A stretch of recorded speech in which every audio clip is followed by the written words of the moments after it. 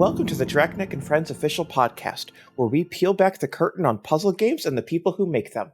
I'm Syrenne, the producer at Dracneck and Friends, and I'm joined as always by Alan Hazelden, the head Dracneck at Dracneck and Friends.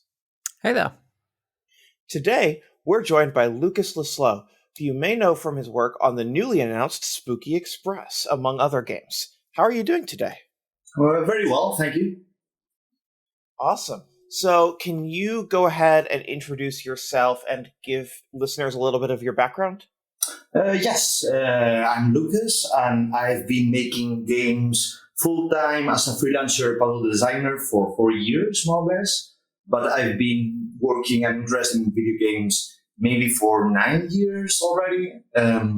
After finishing my maths degree, I played The Witness, and I was instantly hooked to that universe and started working on games on my own just to get a feel of something more creative and somehow related to maths. And I naturally gravitated to all the puzzle design world, to the Thinky Puzzle Discord, to Puzzle Street, and all the different tools that were available for me to see what puzzles really could be. And I don't know, I ended up making puzzles for as a full-time thing, which is great. I also work on my own games when I'm not working on other people's games, which are much more tiny and much less production value games, but they are usually puzzles. But I'm at the moment trying to broaden a bit the space I'm working on, and I don't know, I'm looking forward for whatever comes next. Awesome. So, Alan, what led you to want to work with Lucas? That's easy. Lucas is great. You have made a very large number of puzzle games, and I would say that universally they all have extremely strong puzzle design in them. And yeah, I've known you for a while, and you've kind of had a bit of a career, like a small career of like working on other people's games very successfully as well. I see how I did a very abstract background of my own. So, I work in LabRat. I've translated all the riddles in Cream Master. I worked also in Billy Bam Bam. Those are probably the biggest games I've worked on. And I've worked on a lot of individual, on my own, free puzzle games that are usually really difficult. So I'm always really happy to hear how people are enjoying to work with me, because I'm on the most difficult end of the spectrum for puzzle games. Yeah, and I guess we should just spell it out. Like, so the way we've been doing it with Spooky Express is I have been doing the overall mechanical design and figuring out like what the systems we want in the game. But Lucas has really been doing a lot of the work on the actual puzzles. These days, I am juggling too many things to make as many puzzles as I would like. So yeah, working with another puzzle designer felt kind of necessary in order to make this game on the timeline that we want to make it on, while doing everything else we're doing. Yeah, but even there, I've discovered after working on all these puzzle games, whenever I'm working for others, usually the gist is the same. The mechanics are already mainly there, and I'm just about making puzzles, just playing around with all the rules. And I found really satisfying just exploring that width and depth of the rules, instead of having to come up with the rules themselves for a given game, which is something that I enjoy. But there's something really satisfying of just completing the whole package and seeing that you have really searched for everything that was available given a set of rules. And yeah, but at the same time, I want to say that Alan has also tackled for Spooky Express some level design, and it is really interesting how given the same rules, the approach are completely different. And even when I might feel I have already explored a huge part of the space, it is not like that, because there's a lot of expression when designing puzzles. But I think it's satisfying. Yeah.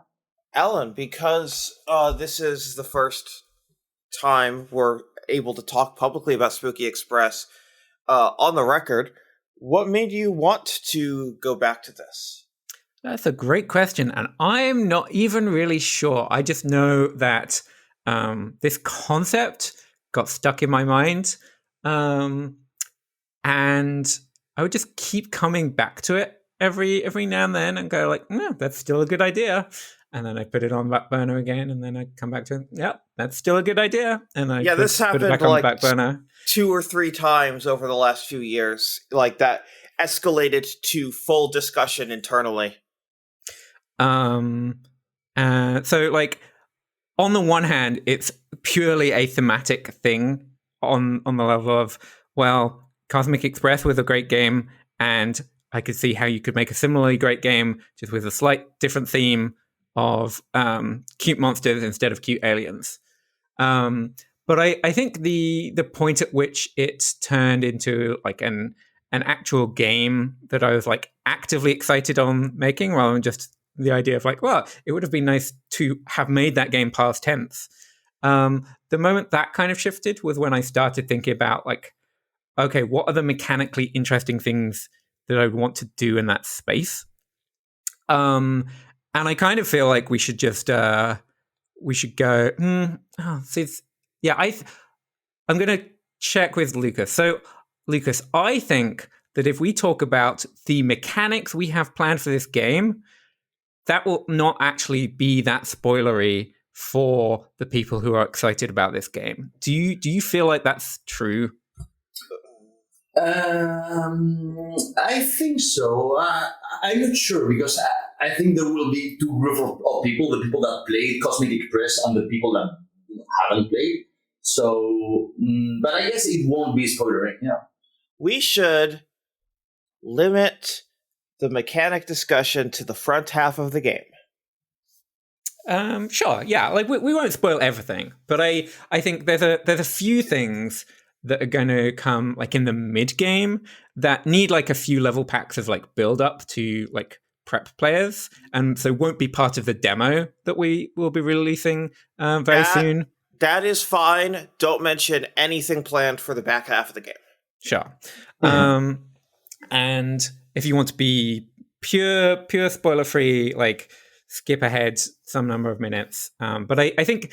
Yeah, I think like I'm the kind of person where the stuff that was going to get me excited is like stuff that is like mechanical, and I'd rather talk specifics than talk in generalities. Yep.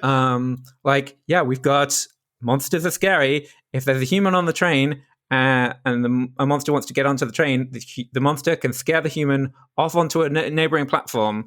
And then, what happens if a vampire is standing next to a human? Maybe that vampire will turn the human into a vampire. Now you have more vampires, and so maybe that's how you satisfy, like maybe, you need to shuffle these people around, not just by picking them up with the train, but also by scaring them around the level. And that's something which like Cosmic Express didn't explore at all. And when I started thinking about those ideas, it was like, there's something interesting here. Yeah, I think that's exactly what it is really exciting for me as well in this space. And it's the ability of creating these temporary platforms for any given passenger at any given time. So you get this more dynamic level instead of having plotted out the full level as it is as Comic Express that had a feeling of more paper puzzle somehow, while this has these timing elements where your position can really change the level layout somehow, which is really interesting. And somebody might be listening to this and thinking, but Alan, Cosmic Express was really, really hard. And this sounds like it would take those mechanics and just add even more hard complications on it. And that's a fair concern, but don't worry, this game is going to be both deeper than Cosmic Express, but also more approachable.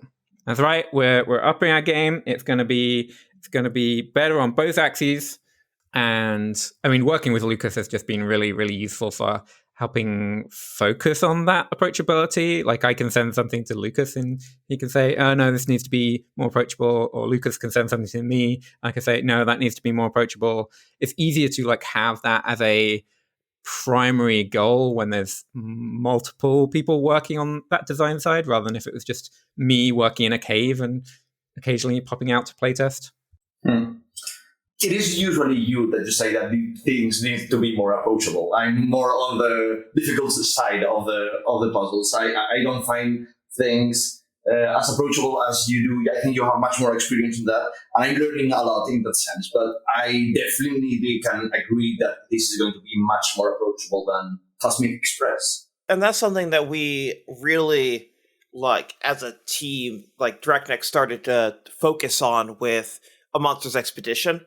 And then all subsequent releases, maybe Bonfire Peaks notwithstanding, focused on that sort of core approachability for the critical path. So, talk to me about what really excites you, Lucas, about the Spooky Express mechanics. Yeah, I think what I like, especially about Cosmic Express, is the amount of rules that you get to learn while playing. It's not just about finding interesting geometries to solve the levels, but really understanding the possibilities of these shuffling around passengers and these transformations and these relations between the different monsters that I think give a lot of depth. And we're still in deeply designing levels, and I see a list of things that I haven't yet started to work on, and I'm excited about that. Awesome. And before we jump to other games that you've worked on, is there anything that you want to tease or tell players to look out for in the upcoming demo, or anything along those lines? I think I want to tease that there won't be that many mechanics on the demo per se, but I think people will be really surprised by the amount of depth that there already is there. I think there's a lot of expressivity in the puzzles, and I look forward to people to check the demo. Yeah, I think the puzzle quality is much higher even in the very early levels here than it was in Cosmic Express, where I think Cosmic Express had very difficult levels, and they were good in their own way. But I think if you're a puzzle connoisseur, you'll find a lot to like in Spooky Express that maybe you wouldn't get as frequently in Cosmic Express. As someone who struggled with Cosmic Express, firmly agree. So, jumping topics for a bit, Lucas, we had Gwen Frey on a couple weeks ago to talk about Lab Rat. I would love to hear your perspective on that game's development. It's been a ride. It's been really weird for me seeing the whole history in Lab Rat, because I said that I've been only working full time for 4 years, and I actually started working with Lab Rat. So it's this moment of full circle that like somehow I can start feeling like a game developer right now that the first game I started working on has finally released. And it's been really, really pleasing to see how early I started making those puzzles and how Gwen has pushed the production values of the game so high. It's been really amazing. I've actually worked a lot at the start of these 4 years. And then after that, there were a couple of months on and off that I went back. So there was also this very interesting kind of spiral where I was facing my own work from a year ago, and I disliked most of it, and I see how I learn. And now that the game has released, I'm pleased. I'm 90% of the game, but I also have my own critiques at my own decisions I made. I don't know, maybe one year and a half ago, the last time I iterated on the levels.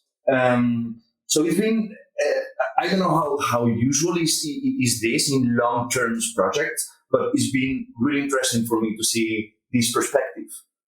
And yeah, I mean, I'd love to dig into like the very earliest versions of that game. Like there's a core mechanic that's like a through line throughout it. Yeah, how did you come up with that core gameplay concept that gets so many twists on it? So all this happened, all this collaboration with Gwen started a bit out of the blue during COVID. She wanted to do some kind of really small game about COVID, and she asked for some puzzle script prototype that maybe someone had just there, and she could use to make this small game. And I just make a really small puzzle at the moment for with puzzle script. This really useful tool for grid-based puzzles. And it was about just managing a shopping cart and pushing other ill passengers and getting infection on different sides of the cart, so you could only interact with it from different sides. It was really, really small. That was the main concept. There were people that could infect you from the four sides, or just creating a kind of a barrier of infection that you would protect yourself with the card. And that is actually the main mechanics of Labrat. Then it's just a matter of seeing how the initial theme wasn't as good as we thought it could be, and just riffing on that to find a different theme. And you can see the power of a theme for creating a game. And after that, if you see that isolated, you can see how it's not that complex per se, but it's at the same time bland enough that you can add a lot of other elements to riff on it. And yeah, I don't know how much we want to get into like some of the mid or late game mechanics, but like, was there any twists on the mechanics for Labrat that you particularly enjoyed designing puzzles for? Yeah, I think I'm not sure about Gwen's position right now in the game, but I think I would agree on the noir section being one of our favorites. So you get this section, so you have these main block that can be charged electrically with two different colors that you can actually combine, so it's three different colors.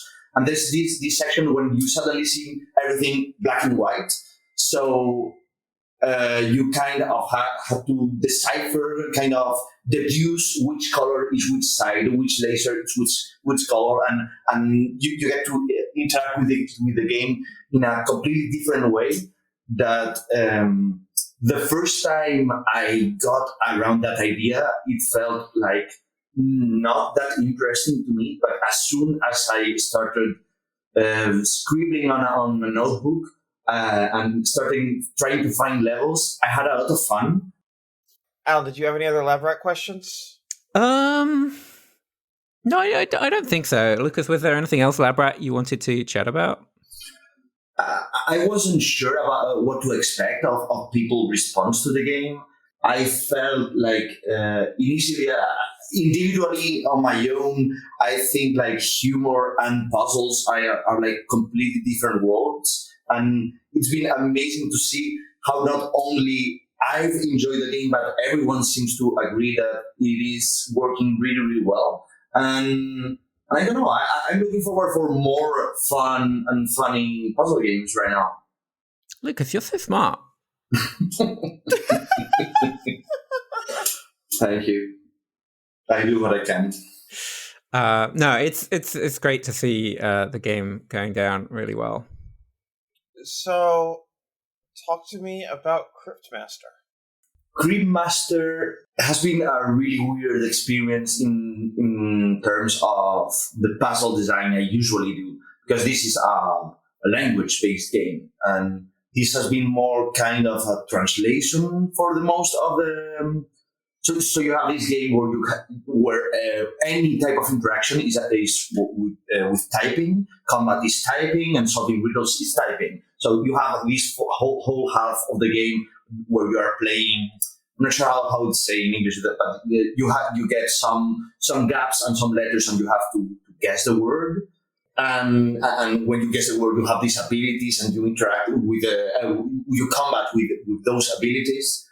And at the same time, you find a lot of conversation with NPCs and a lot of riddles that are basically purely based on language and puns and play on words and just silly stuff, but that it is really, really good. So I got to translate all the gameplay part. There's all these frequency analyzing of letters, the length of words, the complexity, the semantic complexity of certain things, and then just riddles that whenever there were based on language, I just couldn't translate. So I got to come on my own. And I really love language. I really love to play on words. I'm constantly, when I'm speaking, I'm trying to say silly stuff that a very few percent of the population find funny, but I'm all about that, especially in Spanish. In English is obviously much more difficult for me.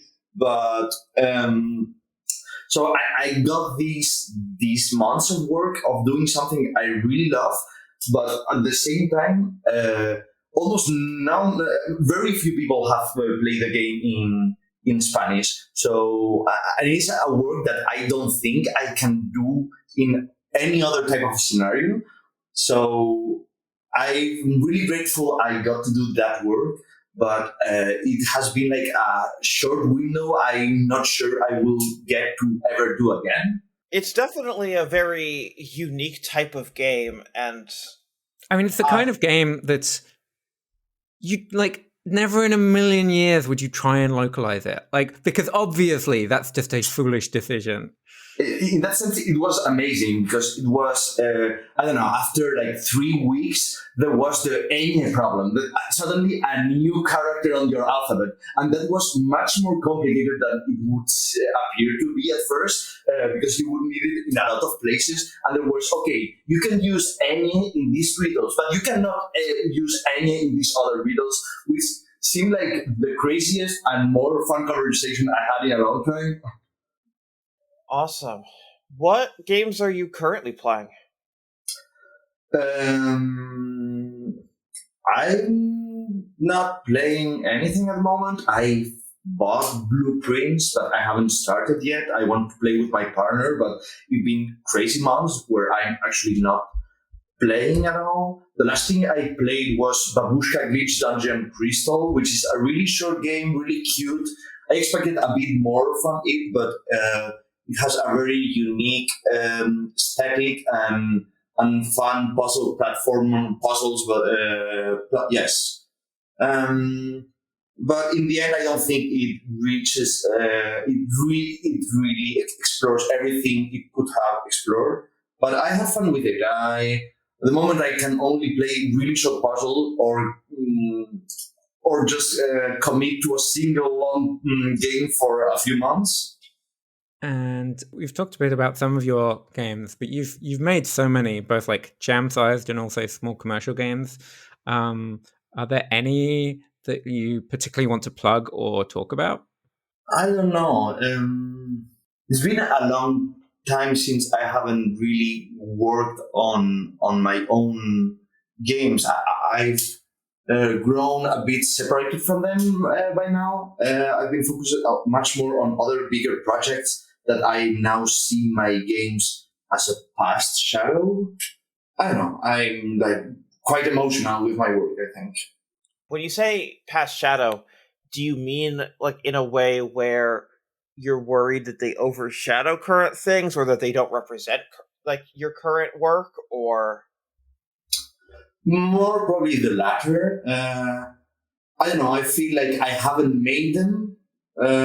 It's not like there are of various qualities. I think there are games that are really good there and really crazy difficult and really free in terms of what I was doing at the moment. And probably since I've been working on this, I take things in a different way and I understand accessibility and approachability in a different sense. And I don't know, and at the moment I'm not doing a puzzle game. I'm working on some sort of deck builder match 3 something that is not a puzzle, that doesn't have puzzles. So I'm not sure. It's probably that I don't talk about them that much, that I don't know what to say about them after a year and something.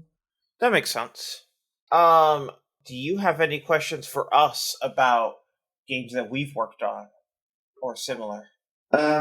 So you have talked about how in the past years you sort of drifted or focused on really approachable games. What is the goal there exactly? Keep making enough money to not go out of business.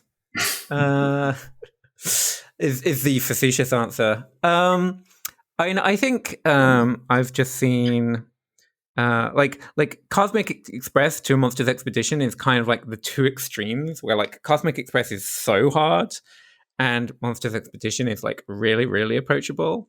And so I think like that making those two games back to back was probably a really interesting comparison for me. Also, like just seeing other people's games like over the last 5 years take a less combative approach to design. Like Patrick's Powerbox is such a great example of how you can be approachable without losing that depth. And I've always cared about depth. I've always cared about exploring a possibility space and a system really in detail to like flesh out like what the interesting consequences are. I care less about difficulty, and I think lots of games have come out that have just shown me that like no, you can have that depth while focusing more on approachability than on difficulty, and it just makes things that more people can enjoy. And then selfishly, I'm very happy that Dragnet games are getting easier because a lot of my friends and family have trouble with the hard stuff in Dragnet's games. And they don't play thingy puzzle games unless I'm working on them, no matter how much I try to convince them that other games are worth their attention to. Are there any upcoming games that you're looking forward to other than the release of Spooky Express? I mean, I'm still looking forward to Blueprints. I think I'm going to enjoy that game. Have you been playing that? I played it in November, and then I recently picked back up the final version. But yes, it's phenomenally good. And it is still a future delight for me. Mari and I have been talking a lot about it at work at Draknek because she is obsessed with that game as well. I just want that same experience, but can you give it to me over the course of like 2 hours rather than 20 to 80? No. Yeah, I think it's impossible to have certain experience in really short time. Yeah, Alan, what you are asking for is the first hit of dopamine that game gives you, which is like 2 hours in, but what you don't like. But the thing about that game is that it just keeps rewarding every single piece of exploration. Yeah, and that's really exciting. It's just like I don't know when I'm gonna feel like I have time to go like, oh yes, this is a good time to start playing Blueprints. I think less. I would worry less about that. I think also that is a game where if you have a medium amount of time between sittings, I think that would also help remove any meta puzzle blinders. Sure. Like in some ways, it's going to be better to play it over a month than over a week. Yes. I think the recommendation I've given people is like, try and go in with 2 to 3 hours free on your first session, and then it'll kind of flow naturally from there. Unless you're Melanie, the editor of this podcast, who has been sprinting through it. So there's this logic of making the games approachable, but also short. Are Dragon games going to be shorter as well?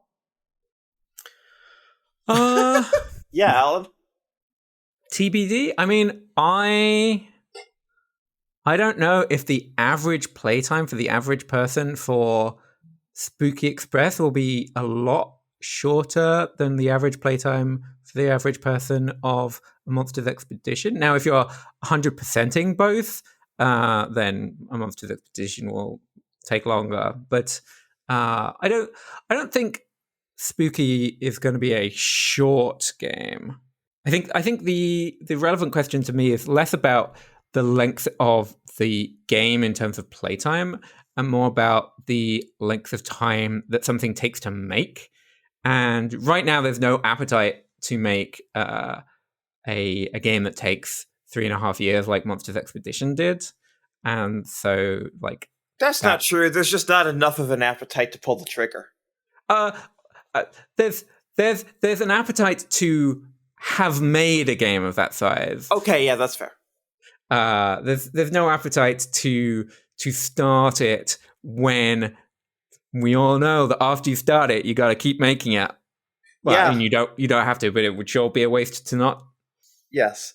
My facetious answer is that all of DraftNeck's games are the right length, but like, I think that the other thing is you look at some of the longer games that DraftNeck has put out, and by that I'm specifically thinking of a Monsters Expedition and Bonfire Peaks as a published title, and like the percentage of people that have done everything is not that high, and that's expected. Those are games with a lot of optional content, but also like I personally feel like if a player gets to the end of Bonfire Peaks or gets to the end of a Monsters Expedition, they've had a complete and fulfilling experience, even if they didn't see every idea and see every piece of content and spend every last minute that we built into the experience. I think those games stand really firmly on their critical path. Yeah, 100%.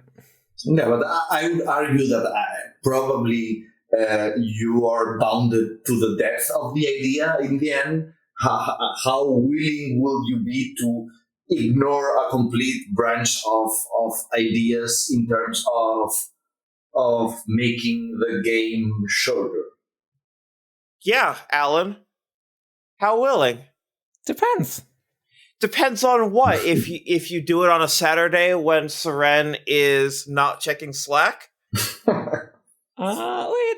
Like for me, it comes down to cohesiveness. Like we have cut mechanics because they felt like they would be a distraction, and we've added mechanics because it felt like they would aid overall cohesiveness.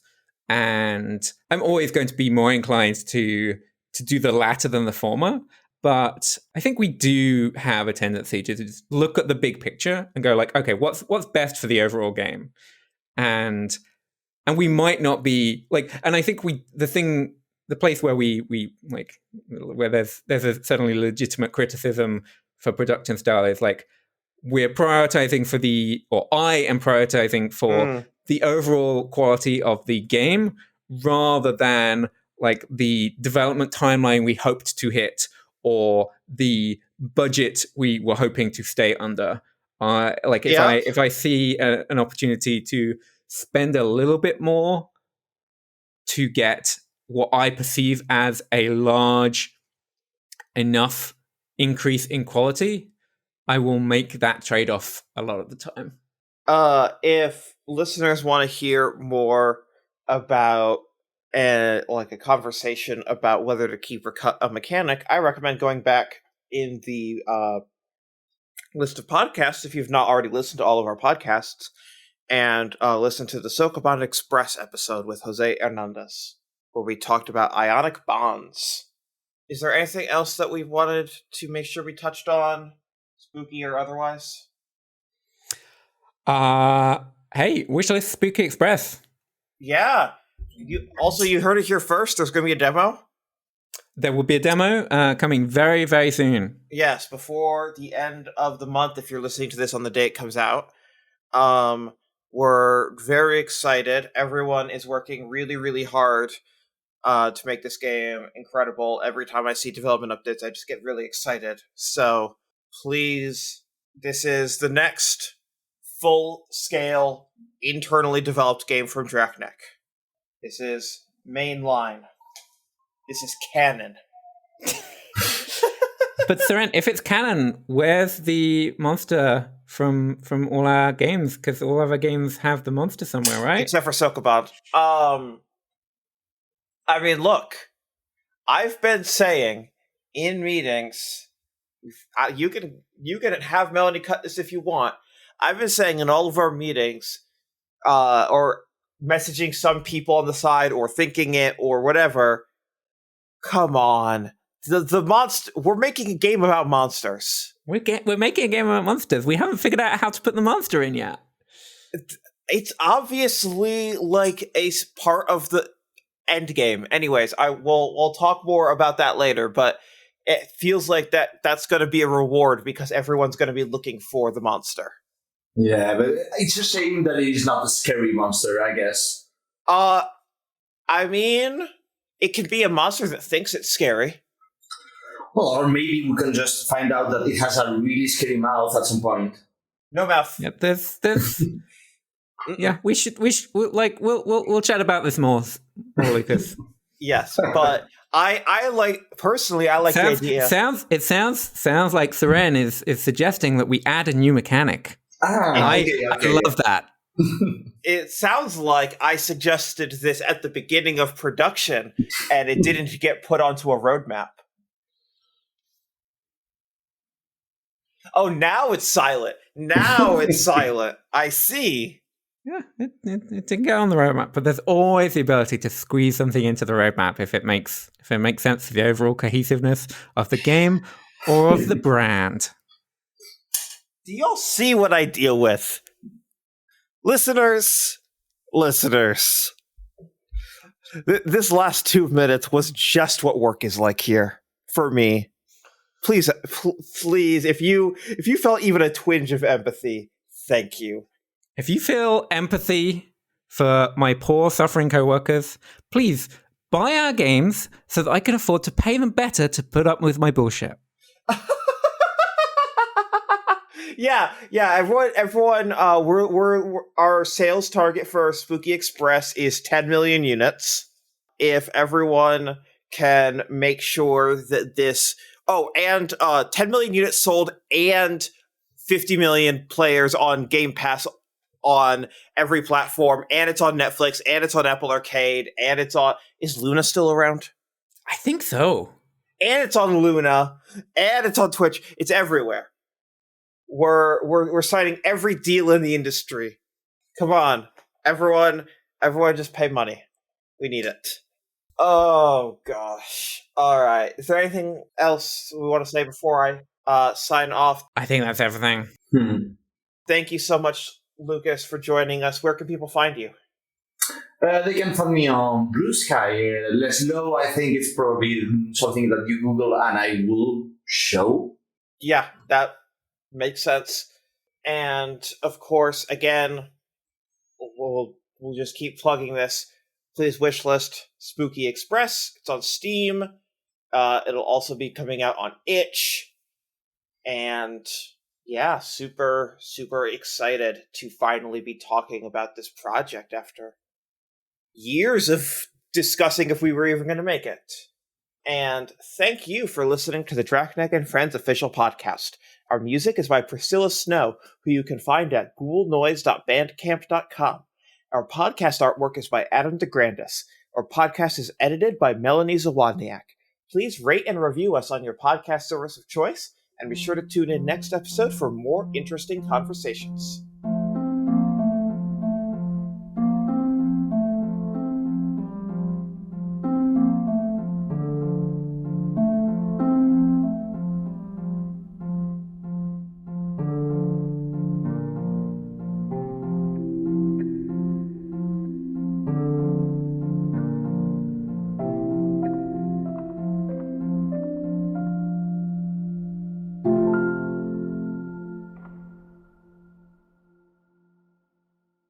We back? I think I'm back. I can hear you at least. I'm sorry also for me now because I get really excited during the answer and then suddenly I see how everything is lost. I assume that it's doing some local recording. I mean, we'll find out at the end if this is a lost episode or not. No, I think we've got enough. The dropouts are not going to affect having a quality podcast at the end of it. No. What I mean is if Lucas's audio saved. I assume it will. If it didn't, then yes, then we don't have an episode. But I'm hoping it will. I hope so. It didn't occur to me that maybe my audio is lost. So yeah, that cut out while you were talking about the noir mechanic. But I think we can probably find a full stop in there and cut it off. Yeah. I can redo the whole answer. No. No. We can move on. Alan, react as if you just got a great answer. Yeah.